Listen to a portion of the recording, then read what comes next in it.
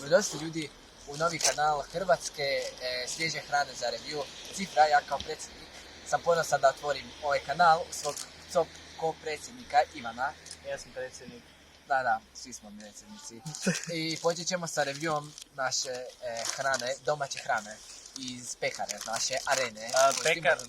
Arena Zagreb i piše tu vlasnik Šemsidin Samahodaj, makar sam ja to kupio, pa sad ne znam ko je to, je li to producent?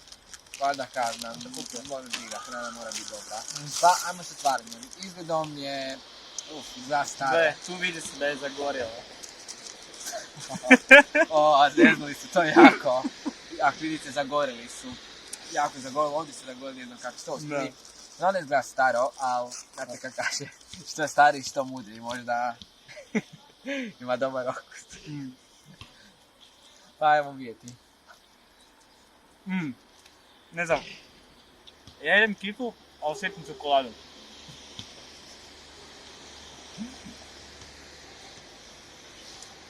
Većina je prazno, ako ti vidi, ne znam znaš tako, kifa čokolada, pa će biti punjena s čokoladom. Ne pričaj puno muslima. Ti si tak ščavi. Ne znam kako da sprede. No, ajmo vidjeti o kvaliteti kruha. Čak, sada valjda nije svježe, ostavili su valjda, ali... Ja bi sada radio review čokolade, ali već ju je ponestalo. Da. Ali problem je to što... Nije baš tako hrckavo, jel je? Nije, ali puno se mrvi glava, već imam po hlačama. Nazvam za to većite da se ne mrvi na nas, ali... Evo. Ja su reći sam. Dobar, kam vidjeti, znači ovdje imaju veću dejnu strukturu. Čokolada. Okej. Čokolada je... ne znam kako da kažem. Nije vaša tipična kraš čokolada. Dosta mekana, nema toliko okusa. Ne znam, loša je čokolada. Ako bi si imao kresan, nema ničeg što može, vjerojatno ima bolji u Hrvatskoj, tamo na Znanskom moru, tamo ima dobre proizvode. Jednostavno mrljivo, dosta suho, nije svježe, previše je gorjelo, onak, ovo je previše.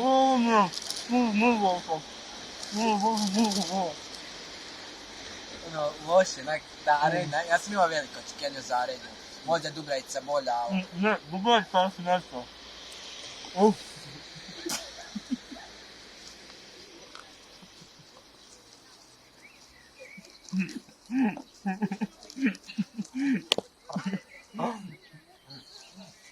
Ne sad odmah oćemo. Ne,